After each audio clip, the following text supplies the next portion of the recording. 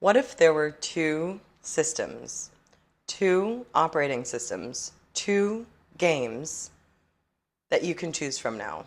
Only two. Let's play with this for a little. Repattern reality and let it ripple.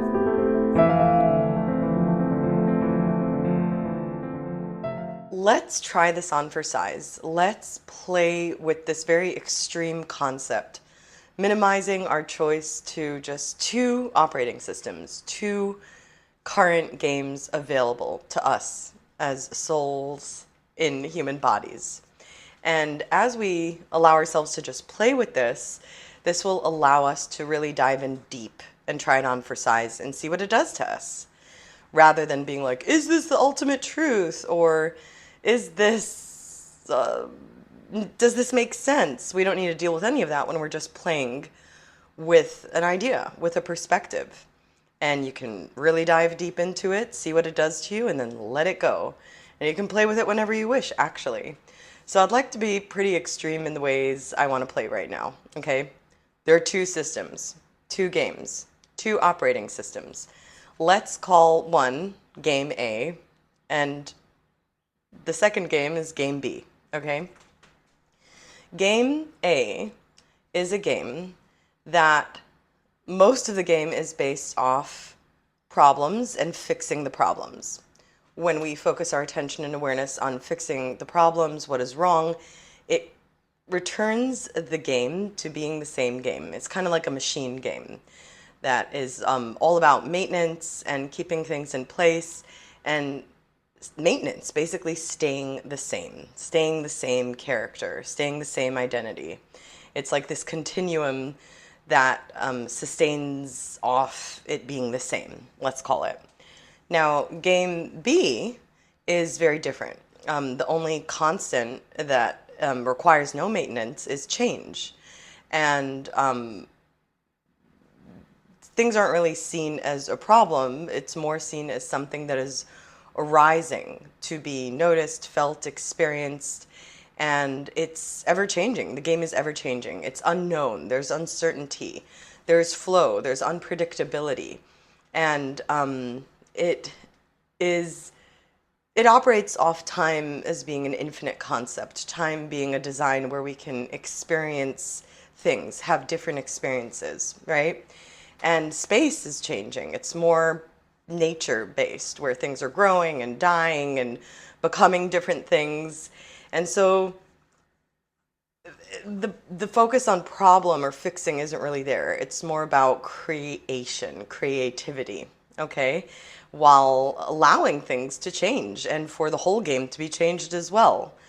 And so let's take an example from System A, Game A, where a child wants to walk barefoot in a classroom, right? And it's like, uh-oh, this is going to change the operating system, the game. We better fix this problem. Let's tell the child a story about how dangerous it is to walk barefoot, maybe even bring up a story of someone we know or someone we heard of that walked barefoot, walked on glass, and then couldn't walk and play for 2 weeks, instilling fear into the child to maintain the system running. Because if we let the child run bare feet, all the kids are going to run bare feet, and that's going to be a problem we need to fix. So let's deal with the problem as it is.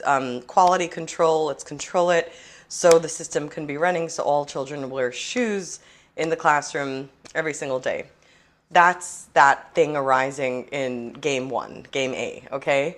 In game B, if a child were to take their shoes off, who knows? Maybe the teacher would get inspired and take her shoes off and be like, oh, actually, everybody wants to take their shoes off now. Let's all look for any dangerous objects together to see that we're safe to all be bare feet right now. What a new idea. And that would turn into a game. And then who knows, maybe they'll always be bare feet for good in that classroom. And who knows, maybe they'll add padding for it to be more bouncy for the kids. And who knows, maybe we won't even use the chairs anymore and we'll just have pillows everywhere in different shapes and sizes. That's a difference between an example between game A, which is about quality control, maintenance, and fixing things and instilling fear for things to be the same. And game B, where it is ever changing. Like there is not one person managing quality control, it's a collaboration and an openness to possibility. Let's take another example before we move on, okay? In game A, there is a weightlifter, and he's very well known for his weightlifting skills, and he gets injured one day. And he goes down this route of like, oh my God, I am a weightlifter. Like I was born to be a weightlifter. I've been lifting heavy things ever since I was little. I have a name, and this is who I am. I am this. I am this weightlifter. And goes through every type of thing to return back to the game that was being played, because there's only one game and there's only one machine. Quality control. We need to fix this problem. Now, the same situation in, let's say, game B, where this weightlifter has an injury, and in the game B, the values are different, right? It's like, oh my God, what does this feel like? Okay, things are changing. Okay, what am I becoming? Where this person might respond to it in a different way. They might think, oh wow, like that was a past life that I was a weightlifter. What am I becoming now? What is my body telling me? Oh, it's telling me to draw. Oh, I become an artist. And this person becomes a famous artist in their 50s, where they like make this crazy art about weightlifting, and then they have this story of like, I used to be this and then I became this, and who knows what's coming, and enlivens a bunch of people that got injured is in their athlete abilities, and becomes an inspiration in a way they've never been, and impacts millions of lives, right, in a new way. And so there are big differences between game A and game B.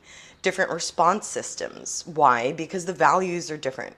One is based off quality control, fixing, maintenance, and usually there's not many narratives available, and time is limited, and space is defined, and more box-like, more square-like.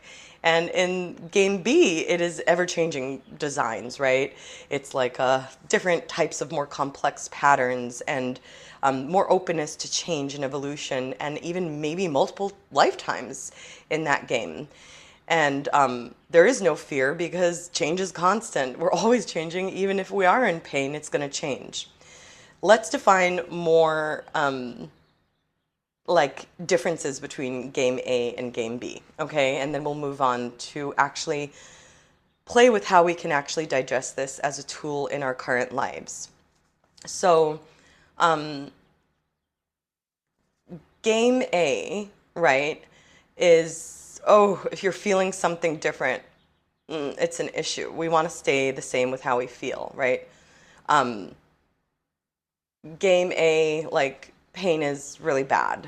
Game A is positivity and joy are the constant that we want in the way things are. Let's figure out how to bridge happiness and joy to how things are always, and so things can stay the same. It has patterns that want to stay alive and become more and more materialized and dense, which makes it actually, the more density, the more breakable in a way. It has more mass, but it's more of an issue when things change. It's like a very big issue. In game B is like, oh, we're feeling something. Okay, let's feel this. Let's feel what it's saying. There's more curiosity, and there's timelessness, and there's more unknown, and there's more adventure, and there's more collaboration with everything that is happening, with our feeling, with our ability to play with life, and it is more exciting. And in a way, we don't use fear to quality control, we use fear in order to launch into new experiences. And pain becomes more of an energetic thing happening. And all the feelings are welcome. They're all part of the ride, right? Like we go up the roller coaster, it's scary, and we go down and we get to free fall. And so it all works together. All the feelings, all the sensations, all the people. And we are open to changing our story more. Let's give one more example, right? In game A, a woman has a job that she loves. She feels like she won the lottery with this job that she gets. And she's like, oh my God, I'm so happy. It works out for like a year, 2 years, and she starts feeling depressed. Oh my God, I'm depressed. Something's wrong with me, right? That's also another thing about game A. Something's wrong with me. What's wrong with me? Because I was happy, things need to stay the same. And so let me figure out how to fix the way I am feeling and what I'm experiencing in order to go back into the way things were. And she might go to therapy, she might take pills, who knows what she's doing in order to keep the machine running as it is. In it because it's scary. Like, this is the machine, this is the game, this is the part I play. There's an identity attachment. In game B, it could be where it's like, oh, wow, I'm having feelings. Things are changing. What is this telling me? I don't know what I'll become without this job. That was the peak of my life, but who knows what else is possible? So there are different value systems in game A and game B, different response systems, and different ways that we perceive feeling, sensation, sight, interpretation, time, and space. In game B, the home base is unknown, the constant is change, and there's unlimited space and unlimited time in order to create with time and space different types of experiences, because it's all experiences. So let's settle back in to the game we're playing. There's game A and there's game B, and we have a choice, right? So let's talk about the how do we know if we're in game A or game B? Remember, you only have one choice, one game that you can choose. We're playing with this for a moment.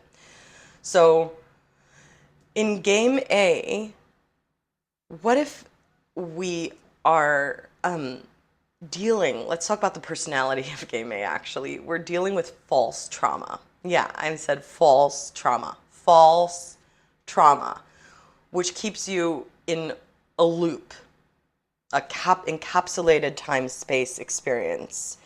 And what is false trauma? False trauma is, oh, I grew up, I never got 100 on my tests. I have ADHD. Okay, that's my label. Okay, I have this issue. This is how I solve and fix the problem in order for me to fit into this machine with this label. The label might be echoed a lot, and full respect and honor to labels. I love playing with labels, especially when they make life easier and more loving and more graceful. But let's look at this from a more broader perspective, okay?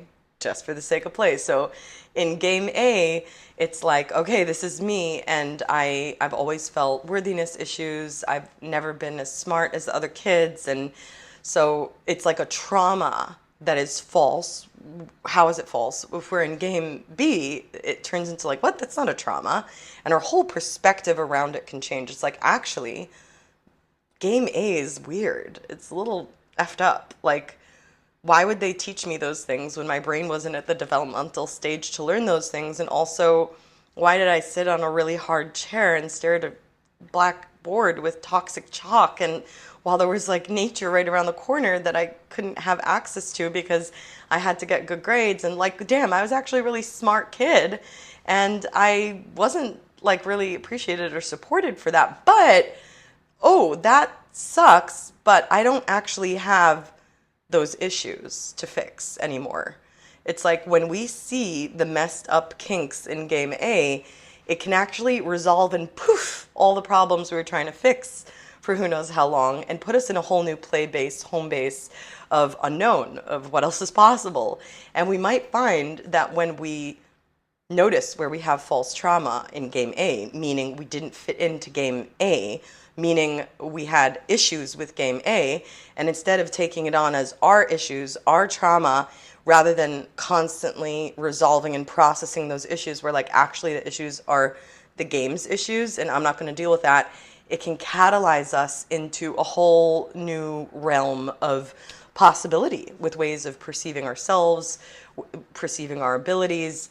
And we might be like, oh, well, in game B, I'm actually really good at following this flow of attention and awareness, and I can multitask and I can do multiple things at once. Oh, what I thought was ADHD is actually an ability to be like multidimensional, and I'm designed this way, and I'm actually born to create inspiration in different environments and places, inspire, and you become a leader like instantaneously of energy. It's like, what? In game A, I had all that trauma of worthiness issues, but now that I see that that game is a little It's not perfect, let's say that.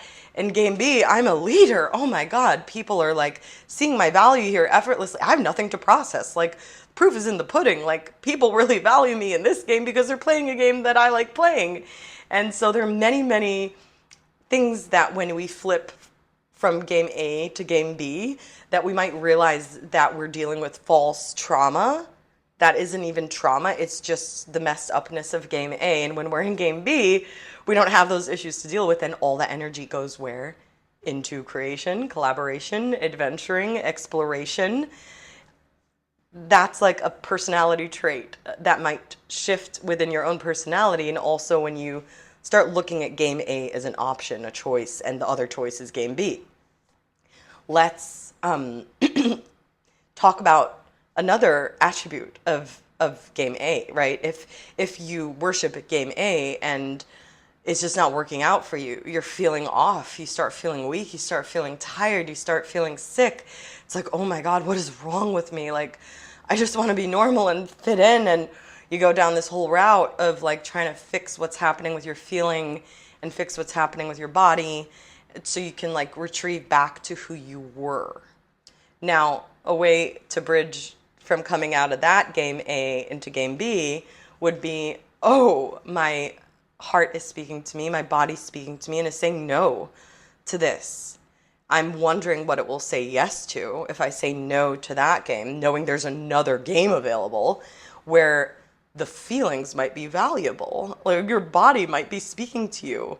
What was maybe perceived as a dis-ease or a problem or a mental ailment might turn into an ability that you have to just feel, to just know, to just work with your body as an alchemical tool of transmutation, where you are valued for feeling so deeply and having such a subtle awareness in your body, where you can help guide people through you being you and do that for your environment. So like game A would be like, you have an issue, you have a problem, and the endless trying to fix the problem will create more problems because that's how the quantum field works. And in game B, it turns into a treasure. So before we go in a little deeper into this play, and I'll conclude this video in just a bit, is in the quantum field, quantum, this word is thrown around so much, right? But I'm still going to use it because I like it, is microcosm to macrocosm. A grain of sand is the whole universe. Like every subtle thing is impacting the whole, and the big picture, I'm part of it. I'm interconnected no matter what. And it holds all possibilities. There's infinite space. There's infinite time. And time is infinity. And so when we focus on what's wrong with us, whoa, that sound is really weird. When we focus on what's wrong with us in the quantum field, it always leads to more and more of what's wrong with us. And so a nice way to shift from game A to game B is, what if nothing's wrong with me? And what was wrong with what I experienced?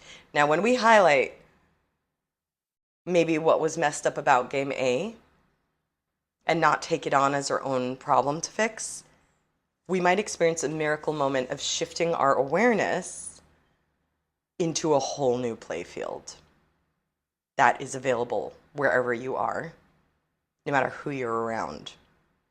And a nice way to launch from game A to game B is, what if nothing's wrong with me? And what if there are no problems to fix? And or you can choose a rule, take a moment to choose a rule of your sovereign, unique game that you would like to be true, no matter what. That will immediately launch you out from game A, which is endless maintenance, staying sane. Usually you have one life to live, one story to tell, one identity to be in, otherwise bye-bye, into the other game, which the home base is anything is possible. You're perfect as you are. You're part of an ecosystem. You have everything you need always. You're always exactly where you need to be. It's like a whole different rules for that game. It's a whole different value system for that game. Constant change, constant evolution. Uncertainty is kind of like a buddy we just walk around with because we don't know what's possible. It's the nature of adventure and innocence and life and love, being love. And so I want to leave you with this video to just explore one aspect of your life where you may feel like you've been looping with trying to fix something or process some trauma that just feels like a dead end road. And see it from a lens as though, what if it was part of this game A of machine maintenance into game B? Let it land. Let it sink. Let it change you. Let it show you. And play with it for a bit. Try it on for size. When we play, can't do no harm. We're just playing. And it calms our nervous system because our brain is like, oh, they're just playing. It's harmless. It's not going to destroy this machine maintenance. They're just playing. And if it feels good, if it feels relieving, if it feels expansive, then you probably entered game B. Because those are the attributes of game B: expansiveness, relief, spaciousness, belonging, interconnectivity. That's kind of the essence of game B. And so what if you had a choice? And what would it be like to explore playing with a choice? How does that shift your perception? And what if you can be curious? Curiosity didn't kill the cat. It provided 9 lives to the cat. Do you know that? I just figured that out just a bit ago. So if you'd like to receive support in this, there are options. In the description box, there are links to types of sessions as well as coupon codes to these sessions, and you can access also the sessions in my link tree in my bio. Also, I feel called to offer a group experience. I'll probably decide on a date after recording this video that will be available, which is basically the hacking, let's call it hacking the matrix through play or something like that. You'll see it. It will be a group experience where we play with our awareness in ways that can like hack a certain pattern that has been dense. And if this video resonated with you, oh my God, share that resonance. Like, subscribe, let me know that you're there, because as we resonate and harmonize and yes, and the things we wish to be true, it amplifies, the energy expands into more possibility of the same kind of energy. So let me know that you're there, and thank you for sharing your attention and awareness here. And what if there were only 2 games to choose from? Which would you choose? In game B, you can't lose.